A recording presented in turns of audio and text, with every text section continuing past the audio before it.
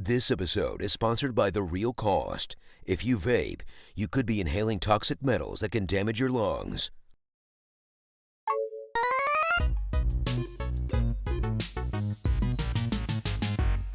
From the publishers of games about watching bones break in real time, and the developers of the zombie shooter you probably wasted a chunk of your youth playing, comes a new but familiar IP that epitomizes not fixing something that ain't broke. Back 4 Blood.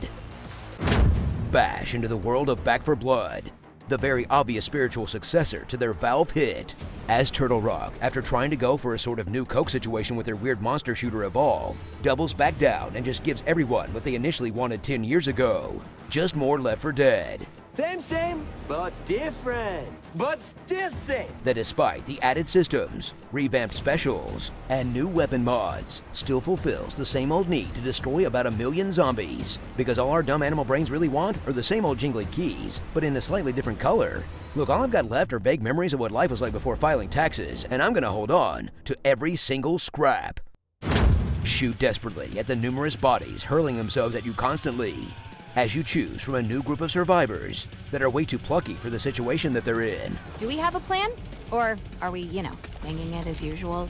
Then navigate the ruins of a vaguely explained apocalypse that's inhabited almost entirely by extremely wormy zombies to get from one side of the map to the other, while unloading a bunch of bullets into anything that has a vaguely human silhouette, or actually just anything at all, as you scrounge through any open rooms in hopes of finding new resources for your rapidly declining health and ammo on the way to the next safe house or objective, all while being slowly chipped away by the hordes of dead boys, or just completely boned by the 5 random specials that spawn behind you somehow, as you and your team try to work in perfect harmony like a phalanx made of guns, but instead immediately turns into a shit show that falls apart in real time, in a familiar formula that feels like riding a bike right after giving yourself a mild concussion.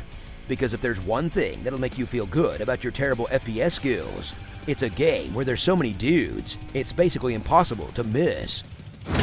Dive into the newest feature of Back 4 Blood, the deck building system, that allows you to make custom loadouts that manipulate your stats in all manner of ways to counteract the corruption cards that are designed to make sure you have a bad time, as you collect supply points from your various runs to unlock more cards for different supply lines, and finally cobble together a bunch of different cards that really enhance your style of play.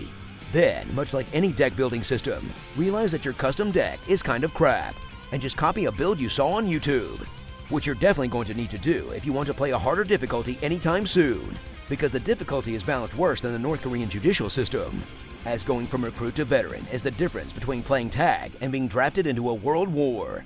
And Nightmare. In a system that brings a surprising amount of variety to the game if you're that kind of crunchy nerd, as well as another thing people on the internet can yell at you for sucking at. Now the Call of Duty bros and the Yu-Gi-Oh kids can tell me they're my new stepdad. Prepare for the most brutal difficulty that you'll face in Back 4 Blood, playing with other people, where a literal decade hasn't changed a single thing about the multiplayer experience, as they shoot you constantly. What the hell? Get in the way of your shots to melee something. Immediately leave the queue. Shoot literally every bird and hazard that could possibly exist. Run off by themselves just to get pinned and then pummeled to death instantly. And mess around outside the safe room for no reason. In a design that turns the saying hell is other people into a video game. As the real challenge turns out to be playing with randoms who are more willing to leave you for dead as their mics peak like they're currently in a tornado. Let's go. Seriously though, it's 2021. Get a better mic. Or just don't put the whole thing in your mouth.